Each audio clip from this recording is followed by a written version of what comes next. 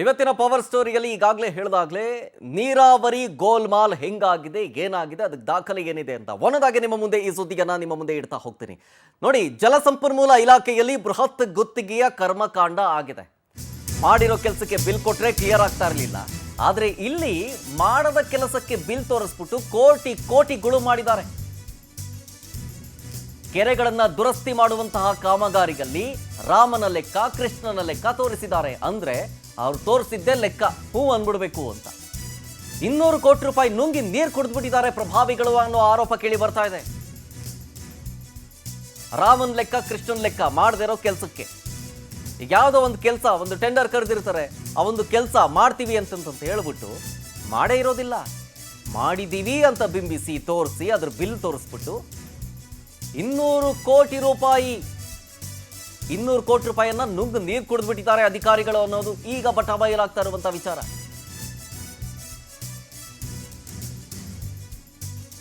ಆಮೇಲೆ ಇದರಲ್ಲಿ ಒಂದೆರಡಲ್ಲ ಗೋಲ್ಮಾಲು, ಸುಸೂತ್ರವಾಗಿ ನಡೆದಿದೆ ಎಲ್ಲವೂ ಕೂಡ. ಹೆಂಗೆ ಅಂತಂದ್ರೆ, ಈ ಗುತ್ತಿಗೆ ನಿಯಮಾವಳಿಗಳು ಅಂತ ಒಂದಿರುತ್ತೆ, ರೂಲ್ಸ್ ಅಂಡ್ ರೆಗ್ಯುಲೇಷನ್ಸ್ ಅಂತ ಇರುತ್ತೆ. ಅದ್ಯಾವುದು ಕೂಡ ಇವರಿಗೆ ಲೆಕ್ಕಕ್ಕೆ ಇರಲಿಲ್ಲ. 2000ನೇ ಇಸವಿಯಲ್ಲೇ ತುಂಡು ಗುತ್ತಿಗೆಯನ್ನ ರದ್ದು ಮಾಡಿತ್ತು ಸರ್ಕಾರ. ತುಂಡು ಗುತ್ತಿಗೆ ಇಲ್ಲ, ಹೀಗಂತ ಗುತ್ತಿಗೆ ನಿಯಮಾವಳಿಗಳು ಇದಾವೆ, ಆದರೆ ಅದು ಇವ್ರಿಗೆ ಲೆಕ್ಕ ಇಲ್ಲ. ಆಮೇಲೆ ಟ್ರಾನ್ಸ್ಪರೆನ್ಸ್ ಆಗಿ ನಡಿಬೇಕು ಅಂತ ಅಂದ್ರೆ ಪಾರದರ್ಶಕತೆಯನ್ನ ಕಾಯ್ದುಕೊಳ್ಳೋದಕ್ಕೆ ಆನ್ಲೈನ್ ಬಿಡ್ಡಿಂಗ್ ಅನ್ನ ಕಡ್ಡಾಯ ಮಾಡಲಾಗಿತ್ತು. ಈ ಪ್ರೊಕ್ಯೂರ್ಮೆಂಟ್ ಕಾಯ್ದೆಗೆ ಉಲ್ಲಂಘನೆ ಮಾಡಿದ್ದಾರೆ ಪ್ರಭಾವಿಗಳು. ಈ ಪ್ರೊಕ್ಯೂರ್ಮೆಂಟ್ ಅನ್ನ ಕಾಯ್ದೆಯನ್ನ ಉಲ್ಲಂಘನೆ ಮಾಡಿದ್ದಾರೆ. 2000ನೇ ಇಸವಿಯಲ್ಲೇ ತುಂಡು ಗುತ್ತಿಗೆಯನ್ನ ರದ್ದು ಮಾಡಿತ್ತು ಸರ್ಕಾರ, ತುಂಡು ಗುತ್ತಿಗೆಯನ್ನ ಕೊಡುವಂಗಿಲ್ಲ ಅಂತ. ಬಟ್ ಆ ರೂಲ್ಸ್ ಬೇರೆಯವ್ರಿಗೆ, ಆದರೆ ಈ ಪ್ರಭಾವಿಗಳಿಗೆ ಅಲ್ಲ ಅನ್ನೋ ರೀತಿಯಾಗಿ ಈ ಎಲ್ಲ ಗುತ್ತಿಗೆ ನಿಯಮಾವಳಿಗಳು ಇವ್ರಿಗೆ ಯಾರಿಗೂ ಕೂಡ ಲೆಕ್ಕಕ್ಕೆ ಇರಲಿಲ್ಲ. ರೂಲ್ಸ್ ಅಂಡ್ ರೆಗ್ಯುಲೇಷನ್ಸ್ ಅನ್ನ ಬ್ರೇಕ್ ಮಾಡಿಬಿಟ್ಟು ಮಾಡದೇ ಇರೋ ಕೆಲಸಕ್ಕೆ ಬಿಲ್ ಕೊಟ್ಟಿರೋದು. ಬಿಲ್ ನೋಡಿ, ಬಿಲ್ಗಳಿದೆಲ್ಲ ಮಾಡದೇ ಇರೋ ಕೆಲಸಕ್ಕೆ. ನೀರಾವರಿಯಲ್ಲಾಗಿರುವಂತಹ ಗೋಲ್ಮಾಲ್. ಆಮೇಲೆ ಒಂದಷ್ಟು ವಿಚಾರಗಳಿಗೇನು ಬರ್ತಾ ಇದೆ ಅಂತಂತಂದರೆ, ಈ ಮಾಡದೇ ಇರೋ ಕೆಲಸಕ್ಕೆ ಬಿಲ್ ತಗೊಳ್ಳೋದು ಅಷ್ಟೇ ಅಲ್ಲ, ರೂಲ್ಸ್ ಆ್ಯಂಡ್ ರೆಗ್ಯುಲೇಷನ್ಸ್ ಅಲ್ಲೂ ಕೂಡ ಬ್ರೇಕ್ ಆಗಿದೆ. 2000ನೇ ಇಸ್ವಿಯಲ್ಲೇ ಬಂದಿದೆ. ಏನು ರೂಲ್ಸು? ತುಂಡು ಗುತ್ತಿಗೆಯನ್ನ ಕೊಡೋ ಹಂಗಿಲ್ಲ, ರದ್ದು ಮಾಡಲಾಗಿದೆ ಅದನ್ನು. ಆ ರೂಲ್ಸು ಕೂಡ ಇಲ್ಲಿ ಬ್ರೇಕ್ ಆಗಿದೆ. ಟ್ರಾನ್ಸ್ಪರೆನ್ಸಿ ಇರಬೇಕು ಅಂತ ಅಂದರೆ ಪಾರದರ್ಶಕತೆಯನ್ನು ಕಾಯ್ದುಕೊಳ್ಬೇಕು ಅಂತ ಹೇಳಿ ಆನ್ಲೈನ್ ಬಿಡ್ಡಿಂಗನ್ನು ಕಡ್ಡಾಯ ಮಾಡಿರ್ತಾರೆ, ಅದನ್ನು ಬ್ರೇಕ್ ಮಾಡಿಬಿಟ್ರು. ಆಮೇಲೆ ನೋಡಿ, ಪ್ರಮುಖವಾಗಿ 4A ಅಂತ ಒಂದು ಯೋಜನೆ ಇದೆ. ಆ ಯೋಜನೆಯನ್ನೇ ಸೃಷ್ಟಿ ಮಾಡ್ಕೊಂಡ್ರು ಈ ನುಂಗಂಡ್ರು. ಹೆಂಗೆ ಅಂತಂದ್ರೆ, ಈ ಅಕ್ರಮದ ಹಿಂದೆ ಮಾಜಿ ಸಚಿವ ಮತ್ತು ಅಧಿಕಾರಿಗಳ ಕೈವಾಡ ಇದೆ ಅಂತ ಶಂಕಿಸಲಾಗ್ತಾ ಇದೆ. ಹಾಗಾದ್ರೆ ಈ ಅಕ್ರಮದಲ್ಲಿ ಮಾಜಿ ಸಚಿವರಾದಂತಹ ಮಾಧುಸ್ವಾಮಿ ಅವರು ಶಾಮೀಲಾಗಿದ್ದಾರಾ? ಸಣ್ಣ ನೀರಾವರಿ ಇಲಾಖೆ ಪ್ರಧಾನ ಕಾರ್ಯದರ್ಶಿಯೂ ಕೂಡ ಇದರಲ್ಲಿ ಶಾಮೀಲಾಗಿದ್ದಾರೆ ಅಂತೇಳಿ ಆರೋಪಗಳು ಕೇಳಿ ಬರ್ತಾ ಇದೆ. ಹೌದಾ? ಬಟ್ ಮೇಲ್ನೋಟಕ್ಕೆ ಮಾತ್ರ ಯಾರ ಶ್ರೀರಕ್ಷೆಯೂ ಇಲ್ಲದೆ ಯಾವ ಒಬ್ಬ ಅಧಿಕಾರಿಯೂ ಈ ರೀತಿಯಾಗಿ ಮಾಡೋದಕ್ಕೆ ಸಾಧ್ಯನೇ ಇಲ್ಲ. ಪ್ರಭಾವಿಗಳ ಶ್ರೀರಕ್ಷೆ ಇದ್ದೇ ಇರುತ್ತೆ, ಅದು ಯಾರೇ ಆಗಿರಲಿ. ಒಬ್ಬ ಅಧಿಕಾರಿಯ ಮೇಲೆ ಯಾವುದೋ ಒಬ್ಬ MLAನೋ ಅಥವಾ MP ನೋ ಅಥವಾ ಸಚಿವರೇ ಆಗಿರಲಿ ಇದ್ದೇ ಇರ್ತಾರೆ, ಯಾರಾದರೂ ಒಬ್ರು ಇದ್ದೇ ಇರ್ತಾರೆ ಅನ್ನೋದು ಅದು ನಿಜವೂ ಕೂಡ ಹೌದು. ಯಾರ ಶ್ರೀರಕ್ಷೆಯೂ ಇಲ್ಲದೆ ಇಂಥ ದೊಡ್ಡ ಅಕ್ರಮ, ಅದು 200 ಕೋಟಿ ರೂಪಾಯಿಯಷ್ಟು ದೊಡ್ಡ ಮೊತ್ತದ ಅಕ್ರಮವನ್ನು ಮಾಡೋದಕ್ಕೆ ಸಾಧ್ಯನೇ ಇಲ್ಲ. ಅದಕ್ಕೆ ಸೂಕ್ತ ದಾಖಲೆಗಳನ್ನು ನಿಮ್ಮ ಪವರ್ ಟಿವಿಯ ಸ್ಕ್ರೀನ್ ಮೇಲೆ ಗಮನಿಸ್ತಾ ಇದ್ರಿ. ಮಾಡದೇ ಇರುವಂತಹ ಕೆಲಸಗಳಿಗೆ ಅಲ್ಲಿ ಇಲ್ಲೇನು ತೋರಿಸಿದಾರಲ್ಲ, ಅದ್ಯಾವುದು ಕೂಡ ಉಲ್ಲೇಖ ಮಾಡಿರುವಂಥ ಯಾವ ಕೆಲಸಗಳು ಕೂಡ ಆಗಿಲ್ಲ.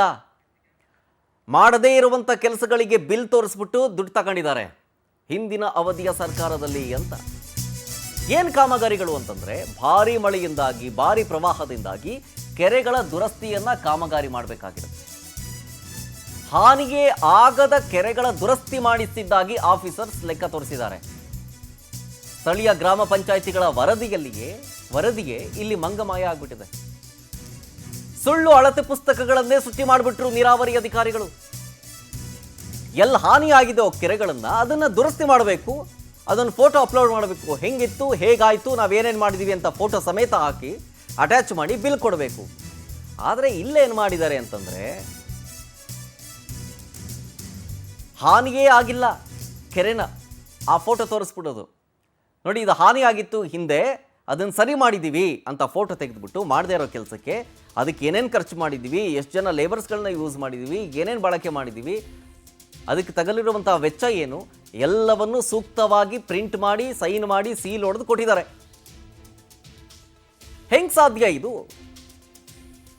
ಮೇಲಧಿಕಾರಿಗಳು ಪ್ರಶ್ನೆ ಮಾಡಲ್ವಾ? ಅವರೂ ಭಾಗಿಯಾಗಿದ್ದಾರೆ ಇದರಲ್ಲಿ. ಭರತ್ AEE ತರೀಕೆರೆ ಉಪವಿಭಾಗದ್ದು ಅಸಿಸ್ಟೆಂಟ್ ಎಕ್ಸಿಕ್ಯೂಟಿವ್ ಇಂಜಿನಿಯರ್ ಭರತ್, ಇವರು ಶಾಮೀಲಾಗಿರೋ ಆರೋಪ ಕೇಳಿ ಬರ್ತಾ ಇದೆ. ಶಿವಮೊಗ್ಗ ಜಿಲ್ಲೆಯಲ್ಲಿ 50% ಕೆರೆಗಳ ದುರಸ್ತಿಯೇ ಆಗಿಲ್ಲ ಇನ್ನೂ ಕೂಡ.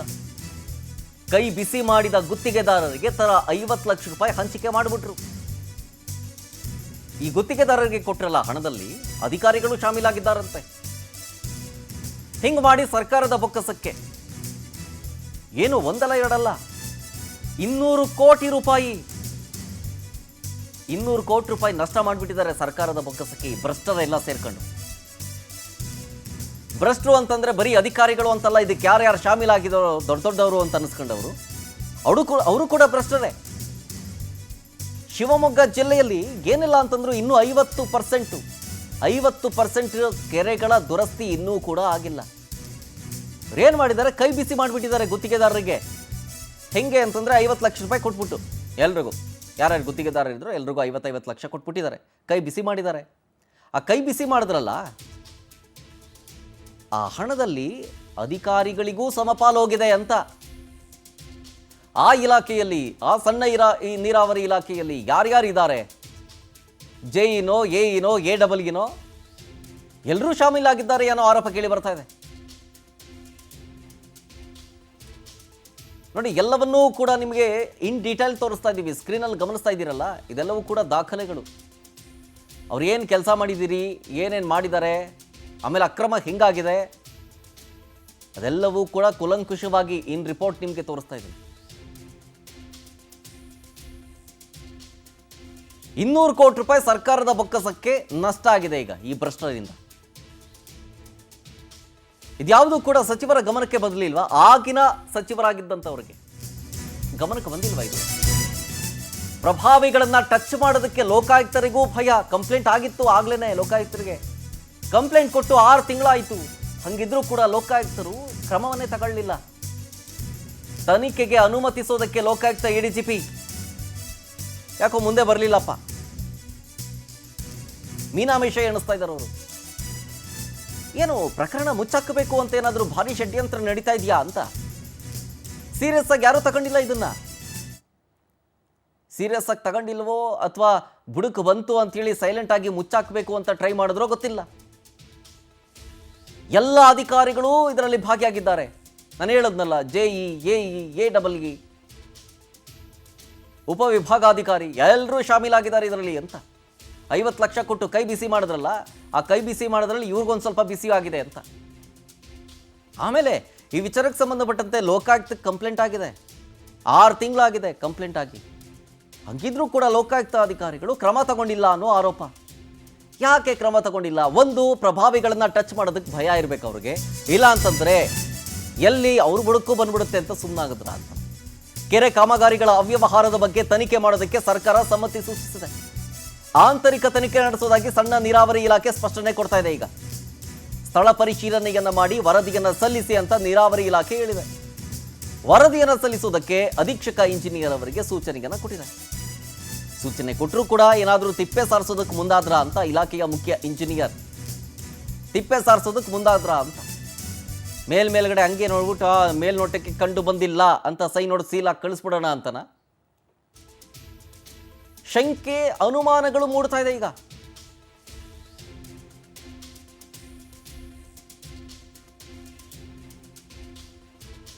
ಇದಕ್ಕೆ ಸಂಬಂಧಪಟ್ಟಂತೆ ಈಗ ಆಲ್ರೆಡಿ ಕಂಪ್ಲೇಂಟ್ ಕೂಡ ದಾಖಲಾಗಿದೆ. ದೂರುದಾರರಾದಂತಹ ಜಿ ಲೋಕೇಶ್ ಅವರು ಈ ವಿಚಾರಕ್ಕೆ ಸಂಬಂಧಪಟ್ಟಂತೆ ಏನೇನು ಮಾತಾಡಿದ್ರು ನಮ್ಮ ಜೊತೆಗೆ ಬನ್ನಿ ತೋರಿಸ್ತೀನಿ.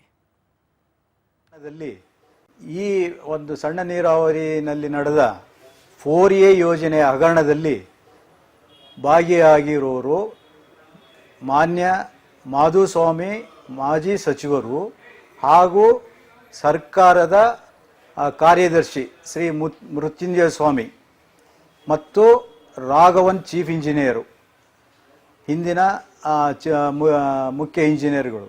ಆಮೇಲೆ ಸಂಜೀವ್ ರಾಜ್ ಸೂಪರ್ಟೆಂಡಿಂಗ್ ಇಂಜಿನಿಯರು, ಆಮೇಲೆ ಮೂಡಲಗಿರಿಯಪ್ಪ ಕಾರ್ಯಪಾಲಕ ಇಂಜಿನಿಯರು, ಕೃಷ್ಣ ಕಾರ್ಯಪಾಲಕ ಇಂಜಿನಿಯರು, ಆಮೇಲೆ ಎಡಬಲಿ ಪುರುಷೋತ್ತಮ್, ಎಡಬಲಿ ಭರತ್, ಮತ್ತು ಮಂಜುನಾಥ್, ಆಮೇಲೆ ಜೆ.ಇ. ಆದ ನಾಗರಾಜು, ಇವರೆಲ್ಲ ಶಾಮೀಲಾಗಿರುತ್ತಾರೆ ಈ ಪ್ರಕರಣದಲ್ಲಿ.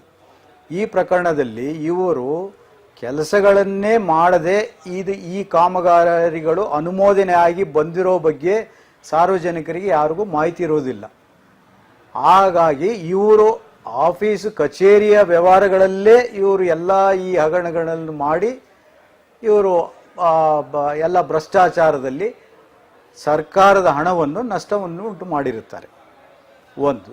ಆಮೇಲೆ ಇವರು ಈ ಕಾಮಗಾರಿಗಳನ್ನು ಹಿಂದೆ ಮಾಡಿರುವಂಥ ಕೆಲಸಗಳಿಗೆ ಪುನಃ ಅದೇ ಅಳತೆಗೆ ಅದೇ ಬಿಲ್ಲಿನ ಹಣವನ್ನು ತಯಾರು ಮಾಡಿ, ಸುಳ್ಳು ದಾಖಲೆಗಳನ್ನು ತಯಾರು ಮಾಡಿ, MB ಪುಸ್ತಕದಲ್ಲಿ ಅಳತೆಗಳು ಮತ್ತು ಬಿಲ್ಲುಗಳನ್ನು ತಯಾರು ಮಾಡಿ ಇವರು ಹಣವನ್ನು ಪಡೆದಿರ್ತಾರೆ. ಈ ಹಣವನ್ನು ಪಡೆದು ಎಲ್ಲರೂ ಹಂಚಿಕೊಂಡು ಈಗ ಅದರಲ್ಲಿ ಶಾಸಕರು, ಮಂತ್ರಿಗಳು ಎಲ್ಲರಿಗೂ ಇದರಲ್ಲಿ ಶಾಮೀಲಾಗಿರುತ್ತಾರೆ. ಇದು ಮೇಲ್ನೋಟಕ್ಕೆ ಅಭಿವೃದ್ಧಿ ಕಾಮಗಾರಿಗಳಷ್ಟೇ ಆಗಿರುತ್ತದೆ ಹೊರತು ಇದರಲ್ಲಿ ನಿಜವಾಗಲೂ ಇದು ರೈತರಿಗಾಗಲಿ ಜನಸಾಮಾನ್ಯರಿಗೆ ಸಾರ್ವಜನಿಕರಿಗೆ ಇದರಿಂದ ಯಾವುದೇ ಉಪಯೋಗ ಆಗುತ್ತಿಲ್ಲ. 25% ಕಾಮಗಾರಿಗಳು ಇವರು ನಿಜವಾಗ್ಲೂ ಮಾಡುತ್ತಿಲ್ಲ. 75% ಎಲ್ಲ ಬೋಗಸ್ ಆಗಿ ಇವರು ಸರ್ಕಾರದ ಹಣವನ್ನು ಪಡೆದು ಸರ್ಕಾರಕ್ಕೆ ನಷ್ಟವನ್ನು ಉಂಟು ಮಾಡಿ ಕಾಮಗಾರಿಗಳಲ್ಲಿ ತುಂಡು ಗುತ್ತಿಗೆ ನೀಡುವುದನ್ನು ರದ್ದುಪಡಿಸಲಾಗಿದೆ. ಹಾಗೂ ಎಲ್ಲ ಕಾಮಗಾರಿಗಳಿಗೂ ಈ ಟೆಂಡರ್ ಪ್ರೊಕ್ಯೂರ್ ಪೋರ್ಟಲಲ್ಲಿ ಆನ್ಲೈನ್ ಅರ್ಜಿ ಸಲ್ಲಿಸಬೇಕೆಂದು ಕಾಯ್ದೆಯಲ್ಲಿ ಇರುತ್ತದೆ. ಇದರ ವಿರುದ್ಧವಾಗಿ ಶ್ರೀ ಮಾಧುಸ್ವಾಮಿ ಮಾಜಿ ಸಚಿವರು ಸಣ್ಣ ನೀರಾವರಿ ಇಲಾಖೆ ಹಾಗೂ ಮೃತ್ಯುಂಜಯ ಸ್ವಾಮಿ ಹಿಂದಿನ ಸರ್ಕಾರದ ಕಾರ್ಯದರ್ಶಿಗಳು ಇವರು ಸೇರಿ ಇವರು ಸೃಷ್ಟಿಸಿದ ಒಂದು ಯೋಜನೆಯನ್ನು 4A ಅಂತ ಅನುಮೋದನೆಯನ್ನು ನೀಡಿರುತ್ತಾರೆ. ಈ 4A ಏನಾಗುತ್ತಂದರೆ ಭಾರೀ ಮಳೆ ನೀರಿನ ಪ್ರವಾಹದಿಂದ ಹಾನಿಯಾದ ಕೆರೆಗಳ ದುರಸ್ತಿ ಕಾಮಗಾರಿಯನ್ನು ಮಾಡಿಸುವುದು. ಈ ಕಾಮಗಾರಿ ಮಾಡಿಸುವುದರಲ್ಲಿ ಸಣ್ಣ ನೀರಾವರಿ ಇಲಾಖೆಯ ಎಲ್ಲ ಇಂಜಿನಿಯರ್ಗಳು ಮತ್ತು ಸಚಿವರು ದೊಡ್ಡ ಭ್ರಷ್ಟಾಚಾರನೇ ಮಾಡಿರುತ್ತಾರೆ. ಇದರಲ್ಲಿ ಈ ಕಾಮಗಾರಿಗಳನ್ನು ಲಿಸ್ಟನ್ನು ಅನುಮೋದನೆ ಪಡೆಯಲು ಸಂಬಂಧಪಟ್ಟ 3-4 ವಿಭಾಗದ ಇಂಜಿನಿಯರ್ಗಳು ಹೆಸರುಗಳನ್ನು ಶಿಫಾರಸಿಗೆ ಮಾಡಿರುತ್ತಾರೆ ಅನುಮೋದನೆ ಮತ್ತು ಅನುದಾನ ಬಿಡುಗಡೆ ಮಾಡಲು. ಅದರಲ್ಲಿ ಆ ಶಿಫಾರಸ್ಸಿನ ಹಿಂದೆ ಅವರು ಗ್ರಾಮ ಲೆಕ್ಕಿಗರು ಮತ್ತು ಪಂಚಾಯಿತಿ ಅಧಿಕಾರಿ ಇವರ ಆ ಕೆರೆಗಳ ಹಾನಿ ಆಗಿರುವ ಬಗ್ಗೆ ವರದಿಯನ್ನು ಪಡೆಯದೆ ಶಿಫಾರಸನ್ನು ಸರ್ಕಾರಕ್ಕೆ ಮಾಡಿರುವುದು.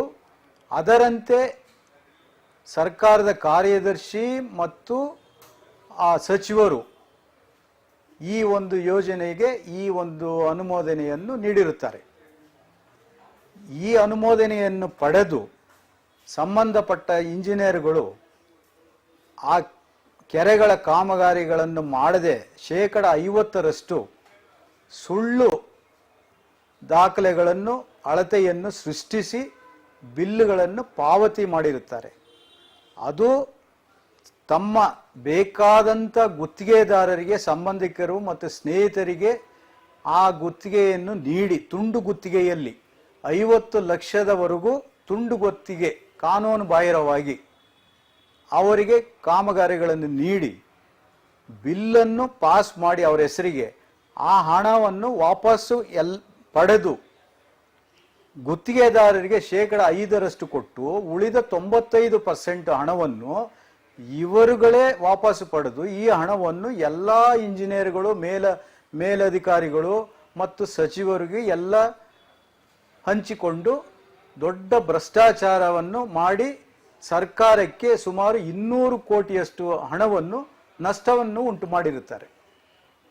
ಸರ್ಕಾರದಲ್ಲಿ ಒಳ್ಳೊಳ್ಳೆ ಯೋಜನೆಗಳನ್ನು ರೂಪಿಸಿರುತ್ತಾರೆ, ಆದರೆ ರೈತರಿಗೆ ನೀರಾವರಿ ಅನುಕೂಲಗಳನ್ನು ಕಲ್ಪಿಸಿರುತ್ತಾರೆ. ಇದನ್ನು ಇವರು ದುರುಪಯೋಗ ಮಾಡಿ ಆ ಹಣವನ್ನು ಈ ಇಂಜಿನಿಯರ್ ಅಧಿಕಾರಿಗಳು ಮತ್ತು ಸಂಬಂಧಪಟ್ಟ ರಾಜಕಾರಣಿಗಳು ಮಾಧುಸ್ವಾಮಿ ಮತ್ತು ಮೃತ್ಯುಂಜಯ ಸ್ವಾಮಿ ಅವರ ನೇತೃತ್ವದಲ್ಲಿ ಈ ಎಲ್ಲ ಹಗರಣಗಳು ನಡೆದಿರುತ್ತದೆ. ಈ ಹಗರಣವನ್ನು ನಾನು ಲೋಕಾಯುಕ್ತಕ್ಕೆ ದೂರು ಸಲ್ಲಿಸಿರುತ್ತೇನೆ. ಈ ದೂರು ಸಲ್ಲಿಸಿರುವುದರಿಂದ ಅದನ್ನು ಆ ಲೋಕಾಯುಕ್ತದ ಜಿಲ್ಲಾ ಮಟ್ಟದ SP ಅವರು ತನಿಖೆ ಮಾಡಿ, ಸ್ಥಳ ತನಿಖೆ ಮಾಡಿ ವರದಿಯನ್ನು ಕೇಂದ್ರ ಲೋಕಾಯುಕ್ತಕ್ಕೆ ಕಳಿಸಿರುತ್ತಾರೆ ಕಚೇರಿಗೆ. ಅಲ್ಲಿ ADGP ಅವರು ಈ ಏನು ಸಂಬಂಧಪಟ್ಟ ಇಂಜಿನಿಯರ್ಗಳ ಮೇಲೆ ತನಿಖೆ ಮಾಡುವ ಬಗ್ಗೆ ಅವರು ಅನುಮತಿ ಕೋರಿ ಪತ್ರವನ್ನು ಬರೆದಿರುತ್ತಾರೆ. ಆ ಪತ್ರ ಕಳಿಸಿ 6 ತಿಂಗಳಾದರೂ ಇದುವರೆಗೂ ಸಂಬಂಧಪಟ್ಟ SC ಮತ್ತು ಚೀಫ್ ಇಂಜಿನಿಯರು, ಕಾರ್ಯದರ್ಶಿಗಳು ಯಾರೂ ಇದಕ್ಕೆ ಅದನ್ನು ಮುಚ್ಚಿ ಹಾಕಲು ವಿನಾಕಾರಣ ಮಂದಗತಿಯಲ್ಲಿ ಸಾಗುತ್ತಿದ್ದಾರೆ ಮತ್ತು ವರದಿಯನ್ನು ನೀಡಿರುವುದಿಲ್ಲ ಇಲ್ಲಿವರೆಗೂ. ಈ ಸಣ್ಣ ನೀರಾವರಿ ಇಲಾಖೆಯಲ್ಲಿ ಕಾಮಗಾರಿಗಳು ಅವರು ಅಂದಾಜು ಪಟ್ಟಿ ವಿನಾಕಾರಣ ಹೆಚ್ಚಿನ ಅಸಲಿ ಅವಶ್ಯಕತೆ ಇರುವುದಕ್ಕಿಂತ 2 ಪಟ್ಟು ಜಾಸ್ತಿ ಅಂದಾಜು ಪಟ್ಟಿಯನ್ನು ತಯಾರು ಮಾಡುತ್ತಾರೆ. ಅದರಲ್ಲಿ ಕಾಮಗಾರಿಗಳನ್ನು 30% ಅವರು ಕಾಮಗಾರಿ ಮಾಡುವುದು, ಬಾಕಿ 70% ಸುಳ್ಳು ಅಳತೆಗಳ ದಾಖಲೆಗಳನ್ನು ಸೃಷ್ಟಿಸಿ ಹಣ ಪಡೆದು ಎಲ್ಲರೂ ಹಂಚ್ಕೊತಾರೆ. ಆಮೇಲೆ ಇದರಲ್ಲಿ ಎಕ್ಸಿಕ್ಯೂಟಿವ್ ಇಂಜಿನಿಯರ್ ಮೇಲೆ ಇದನ್ನ ಹಣ ಬಿಲ್ಲಿನ ಹಣ ಪಡೆಯಲು ಗುತ್ತಿಗೆದಾರರು ಕನಿಷ್ಠ 10% ಹಣ ನೀಡಬೇಕಾಗಿ ಇರುವಂಥ ಪರಿಸ್ಥಿತಿ ಉದ್ಭವವಾಗಿದೆ. ಆ 10% ಹಣ ಕೊಡದೇ ಇದ್ದರೆ ಅವರಿಗೆ ಹಣ ಪಾವತಿ ಬರೋದೇ ಇಲ್ಲ. ಯಾರು ಹಣ ಪಾವತಿ ಮುಂಗಡವಾಗಿ ಹಣ ನೀಡುತ್ತಾರೋ ಅವರು ಮಾತ್ರ ಈ ಬಿಲ್ಲಿನ ಹಣ ದೊರಕುತ್ತೆ. ಈ ಒಂದು ದುರಾಷ್ಟಕರ ವ್ಯವಸ್ಥೆಯನ್ನು ಇವರು ಅಳವಡಿಸಿಕೊಂಡಿರುತ್ತಾರೆ. ಇದರಲ್ಲಿ ಸರ್ಕಾರದ ಪಾರದರ್ಶಕ ಆಡಳಿತ ವಿರುದ್ಧವಾಗಿ ಆಡಳಿತ ನಡೀತಾ ಇದೆ. ಬಟ್ ಹೆಂಗೆ ಸಾಧ್ಯ ಅಂತ, ಇದಕ್ಕೆ ಒಬ್ಬರು ಇಬ್ಬರು ಇಲ್ಲ, ಇಡೀ ವ್ಯವಸ್ಥೆನೇ ನಿಮಗೆ ಏನೋ ಭ್ರಷ್ಟಾಚಾರದಲ್ಲಿ ಸಿಕ್ಕಾಕೊಂಡು ಒದ್ದಾಡ್ತಾ ಇದೆ. ಈ ಜಲಸಂಪನ್ಮೂಲ ಇಲಾಖೆಯಲ್ಲಂತೂ ಕೇಳಂಗೆ ಇಲ್ಲ, ಕೋಟಿ ಕೋಟಿ ಭ್ರಷ್ಟಾಚಾರ ಜೊತೆಗೆ ಕರ್ಮಕಾಂಡ ಆಗಿದ್ದಾವೆ ಅಂತಂತಂದರೆ ಆಗಿನ ಸಚಿವರು ಇದರಲ್ಲಿ ಏನಾದರೂ ಸಾಥ್ ಕೊಟ್ರ ಇದಕ್ಕೆ ಅನ್ನುವಂಥ ಅನುಮಾನವನ್ನು ಇಲ್ಲಿ ದೂರುದಾರರು ವ್ಯಕ್ತಪಡಿಸ್ತಾ ಇರುವಂಥದ್ದು.